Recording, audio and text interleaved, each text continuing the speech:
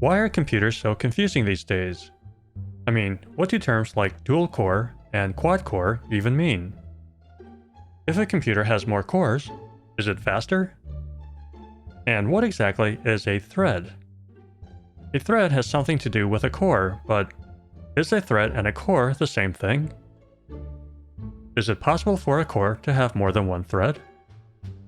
If a computer has more threads, does that mean it's faster?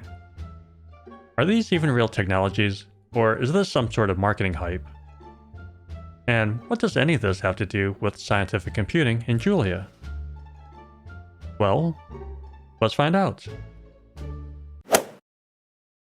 Welcome to Doka.jl, where I explore the vast Julia wilderness and turn my discoveries into wholesome Julia tutorials. For today's tutorial, I will be using the Julia documentation on multithreading as a reference. Multithreading is a form of parallel computing that can be performed on most modern computers. Conceptually, parallel computing allows your computer to perform multiple tasks simultaneously. We'll start by examining the modern CPU to better understand terms like core and thread. Along the way, you'll learn how to determine how many threads are available on your computer. By the end of this tutorial, you'll know how to write your own custom Julia code to take advantage of multithreading on your computer. You'll also know some of the potential issues that may arise when attempting to write multi-threaded code. With that said, let's get started. Historically, desktop and laptop computers were powered by a central processing unit, or CPU, that only had a single core. Some people use the terms CPU and core interchangeably, but I'll be referring to them as two separate things. The term CPU generally refers to the actual hardware chip inside of your computer. Your computer only has one CPU. The term core refers to the most important subset of components within the CPU that's responsible for scheduling and executing instructions, as well as performing arithmetic operations. The core also has its own small dedicated memory. In simple terms, the core is the actual brain inside of a CPU. Historically, the term single core wasn't used by the general public since all CPUs originally only had a single core. But today, a CPU may have multiple cores inside. Around the mid-2000s, dual-core computers started to emerge in the home computer market, meaning that the CPU had two cores. I remember hearing about them when they were first launched. Like many, I had gotten accustomed to computers getting faster every year, so I had just assumed that this was the latest and greatest technology that would make computers run faster.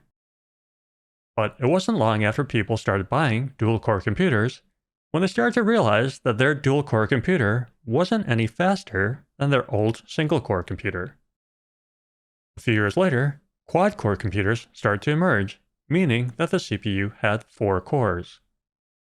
But again, it wasn't long after people started buying quad-core computers that they began to realize that their quad-core computers weren't any faster than their old dual-core computer.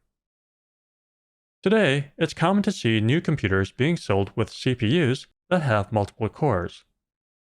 But in general, the clock speed of the latest computers, measured in gigahertz, isn't really much faster than the computers from 20 years ago. So, what's happening?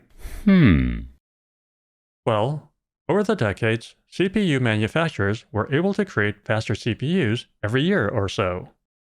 But in the early 2000s, the CPU manufacturers began approaching the physical limits of processing speed. That's why the base clock speed of CPUs have remained in the 3 to 4 GHz range since the mid-2000s. But since the CPU manufacturing business is based on selling the latest and greatest technology every year, and since they could no longer offer faster CPUs, they decided to add more cores per CPU. Since each core behaves like a separate CPU, it was easy to market the purchase of a dual-core computer like buying 2 computers in one. Since this was the newest technology, most consumers simply assumed that having dual cores meant that their new dual-core computer would be twice as fast. But in reality, buying a dual-core computer was really like buying a parallel computer. Instead of getting one computer that was twice as fast, what you really got was two computers that were running at the same speed, but were networked together so you could share resources. Unfortunately, most software at the time was only written for single-core computers. So for most consumers, it was really like buying one computer that was running the software and one computer that was just sitting idle. No! Also, the concept of parallel computing is confusing for most consumers. So now we're in a world where consumers aren't exactly sure what they're buying. Today, it's common to see desktops, laptops, tablets, and smartphones with CPUs that have multiple cores. For example, here are the specs for the latest desktop CPU offering from Intel. The Intel Core i9-13900 processor has 24 physical cores, which is amazing. But notice that the performance core base frequency for each core is only 2 GHz. That's not any better than the speed of single-core CPUs from 20 years ago. The other thing to note is the number of threads. This CPU has 32 threads. A thread is short for thread of execution, which is basically a sequence of instructions. Each physical core is able to manage one thread each, so the more physical cores you have, the more instructions can be executed simultaneously. Intel has a proprietary technology that they call hyperthreading, which allows a physical core to execute 2 threads per physical core. In the example of the Intel i9-13900 processor, it has 8 performance cores which can handle 2 threads per core, and then it has 16 efficient cores that can handle 1 thread per core. That's where the 32 threads comes from. This is what multithreading means. Conceptually, having 32 threads is like having 32 computers. Which sounds amazing, but when you think about it, if somebody offered you 32 laptops for free, would you accept the offer? You'd definitely take one, maybe 2, but would you take all 32? I mean, why would you need 32 laptops? It's not as if you can use all 32 laptops at the same time. Or can you? Well, with multithreading, you can. Sort of. So now, what about your computer? How can you tell how many threads are available on your computer? There are several different ways to detect this information, but an easy way is to use the version info function in the Julia REPL. I'm going to create a new file, but you can type this code directly into the REPL if you like. I'm also going to launch a Julia session and dock the REPL next to my editor. You can see your thread information on several different lines of this output. On my computer, on the CPU line, that 20 means that I have 20 threads available. A little further down, on the threads line, that 1 means that I'm using 1 thread out of the 20 threads that are available. And at the very bottom, on the Julia num threads line, that 1 means that my Julia environment is set to use only 1 thread. You can also verify this by using the threads.endthreads function. Threads is a Julia standard library for multithreading. As you can see, it states that my Julia session is only using 1 thread. You can change the number of threads in VS Code by clicking on the gear icon and going to Settings. In Settings, search for Threads. In Julia num threads, click on the Edit in Settings.json link to open the settings.json file. In the line for julia.numthreads, change the value to any integer between 1 and the maximum number of threads available on your computer. I'm going to use all 20 of my threads. Be sure to save your settings.json file before you close it. You can't change the number of threads in the middle of a Julia session, so you need to close out of your current Julia session and then launch a new Julia session. Now, when you call threads.enthreads again, you should see the updated number of threads. There's another function in the threads library called threadID, which identifies the current thread of execution. 1 is the master thread ID. Let's take a look at a standard Julia for loop running in series on a single thread.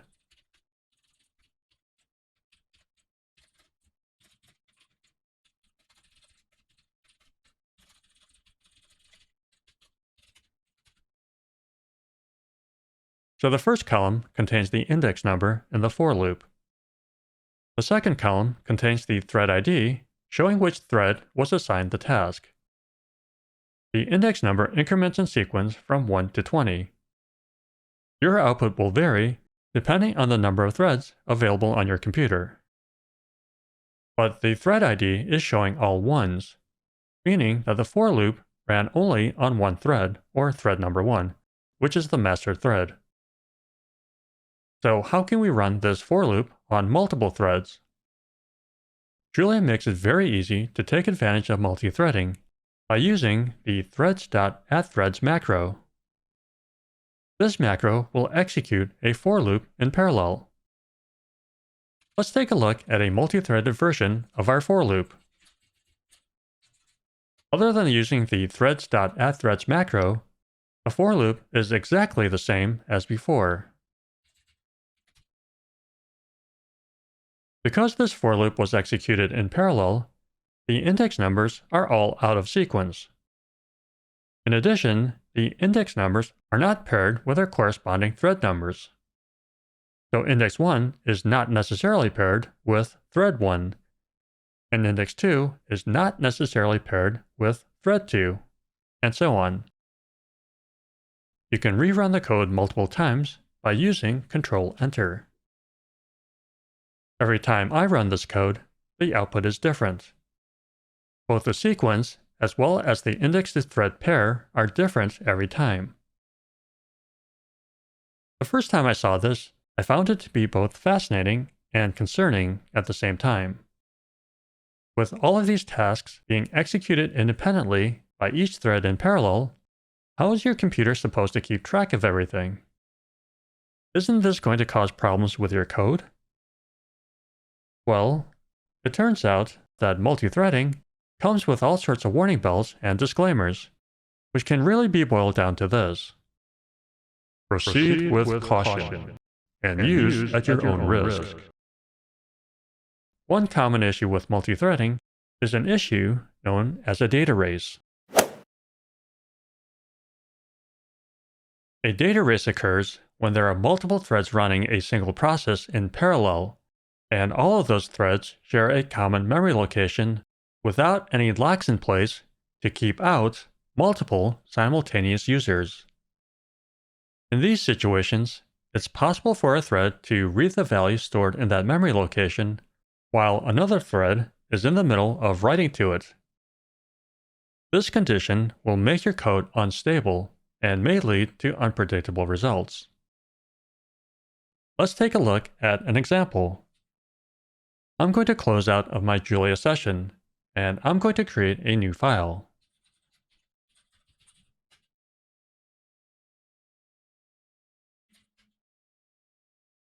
In this example, we're going to add up the integers from 1 to 1 million. We'll start by placing the integers in a vector, and then use Julia's built-in sum function to add up all of the values. This is just standard Julia code for performing this task in series on one thread. So the answer is 500,500,000. Using this as a baseline, let's define a function that uses a for loop to go through our vector in series and add the value of each index number to a shared memory location, and then return the final value stored in that location. This should give us the same value as Julia's built-in sum function. Okay, we got the same answer as Julie's built-in sum function, so that's a good start. Now, let's try to convert this function into a multi-threaded version by using the threads.addThreads macro.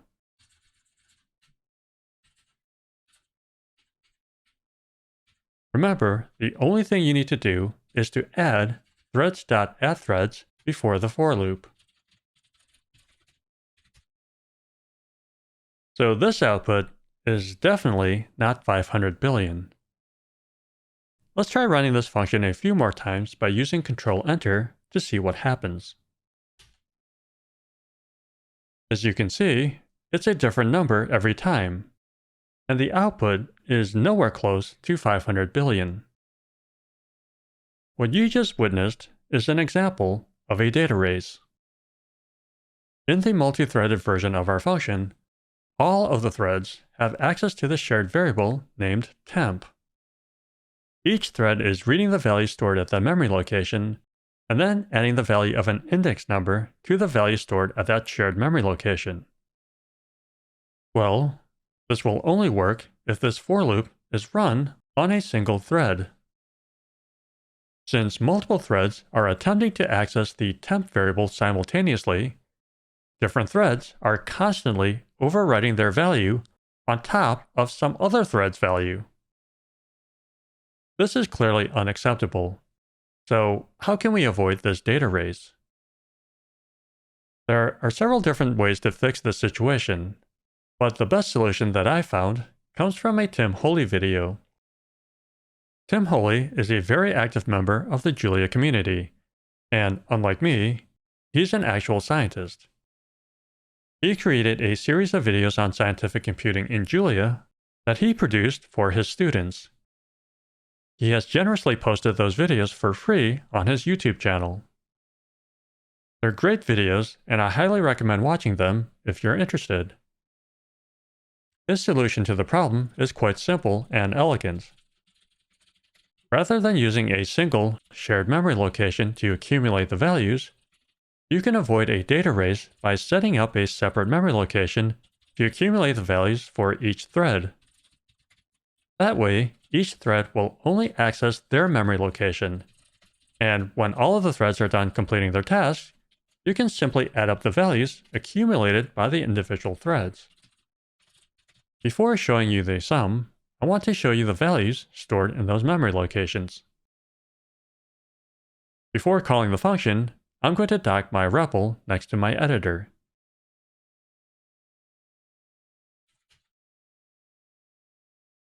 This is a list of the values accumulated by each thread independent of each other. As you can see, all of the values are different. You can call this function multiple times by using Ctrl-Enter. Every time you call this function, the values accumulated by each thread is different. But if we did everything right, the sum of these values should add up to the correct overall sum. Let's comment out that last for loop and find out.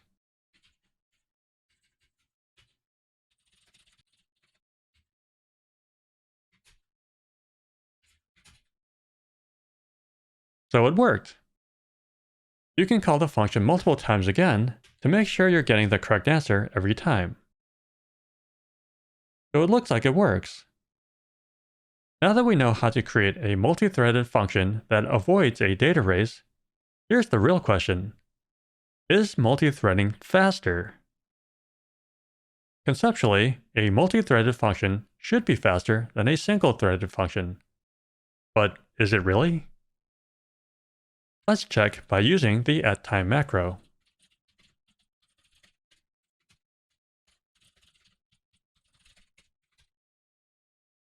Let's call both of these functions a couple more times just to make sure. So it looks like Julia's built-in sum function is faster than our fancy multi-threaded sum function. But before you give up on multi-threading, let's change the value of n from 1 million to 2 billion.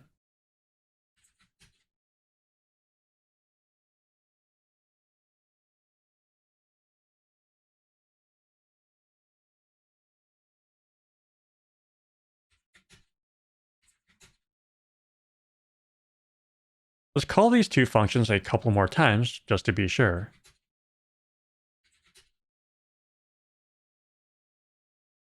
Okay, so now it looks like our multi-threaded function is faster than Julia's built-in sum function. So for smaller datasets, it may not be worth the effort to use multi-threading, but for larger datasets, it's definitely worth considering. Now that we know the basics of how to use multi-threading in Julia, let's apply our newfound knowledge and try to make a multi-threaded version of the axpy function from the last tutorial. Recall from the last tutorial that axpy stands for a times x plus y, where a is a scalar and x and y are vectors. The fastest time that we were able to achieve was by using the axpy bank function from the linear algebra standard library. What I didn't tell you in the last tutorial was that the axpy bank function is not a pure Julia function. Julia's axpy bank function is actually calling Fortran code as part of the BLAST library that was loaded onto your hard drive as part of the Julia installation process. BLAST stands for Basic Linear Algebra Subprograms, and it's a Fortran library that's been around since 1979. Fortran is a low-level compiled language like C and C++, so as you might expect, the compiled code runs extremely fast. We weren't able to match the speed of the axpy bank function by running pure Julia code on a single thread. But let's see if we can match the performance by using multi-threading. Close out of your Julia session and create a new file.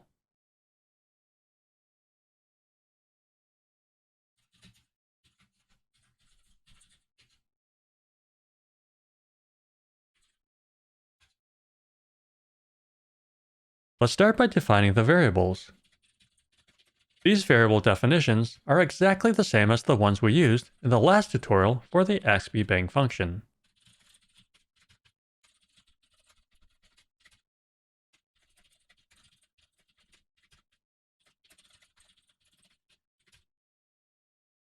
For the function definition, let's use the threads.addThreads macro along with a for loop to perform the axpy calculation element by element in parallel. Just like the axpy bank function, let's overwrite the values of the vector y and return the values in the updated y vector. In this for loop, we don't need to worry about a data race, since each thread will be performing its task on one index number at a time and will not be sharing any memory locations with any other thread. As an aside, using the @inbounds macro is one of the Julia performance tips, and I see it used in a lot of other Julia multi-threading code. As a safety measure, Julia will automatically check the bounds of an array to make sure that you don't unintentionally overwrite values in memory that are beyond the boundaries of an array. Since this bounds check takes time, you can sometimes gain speed by removing this safety check. The way you remove this bounds check is by using the @inbounds macro. But I've tried this code with and without the @inbounds macro, and I haven't noticed any speed difference on my computer, so I will not be using it. But I'm leaving it here as a comment in case someone wants to try it out to see if it makes a difference on their computer. In any event, let's time this function to see how fast it runs. Just like last time, let's set up a text file so we can keep track of these times.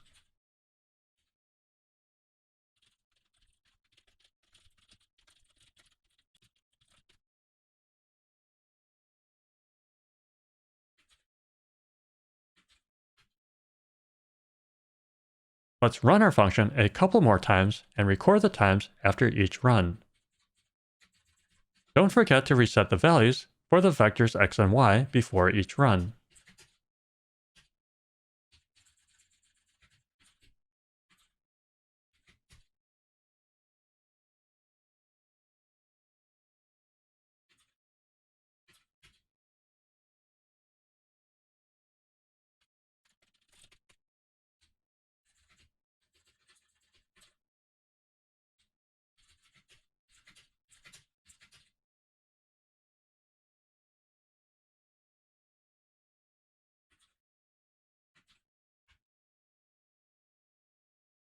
So are these times good or bad? For reference, I'm going to copy and paste the times from the last tutorial for the axpy bang function from the linear algebra standard library. So on my computer, by using multi-threading, I wasn't able to beat the times for the axpy bang function from the linear algebra standard library, but I was able to match the performance of that Fortran code. The difference here is that our multi-threaded code is written entirely in Julia. In order for the linear algebra.axpy bang function to achieve its speed, someone had to first write the code in Fortran, and then save that code to disk, and then compile that code as a shared library file for a specific operating system, and then save that shared library file to disk. Once that was done, someone had to write the Julia code to call that axpy function from the Fortran shared library file using Julia code with syntax that is different than conventional Julia code. That's a lot of extra work that's not captured by the @time macro. For our multi-threaded version of the axpy bang function, all we had to do was write standard Julia code and use the threads.addThreads macro in front of a for loop.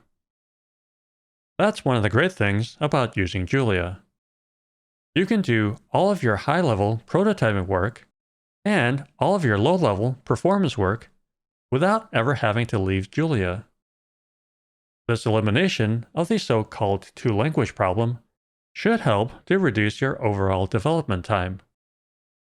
The idea here is that by spending less time writing code, you'll be able to spend more time working on theory and/or physical experiments. Pretty cool, right? If you made it this far, congratulations! If you enjoyed this video, and you feel like you learned something new, then please consider smashing that like button, leaving a comment, sharing this video, and subscribing to this channel. If you'd like to support the educational work that I'm doing, then please consider using the Super Thanks button. For ongoing support, please consider joining and becoming a channel member. Channel members get ad-free early access to all of my new videos. Thanks for watching, and good luck on your Julia journey.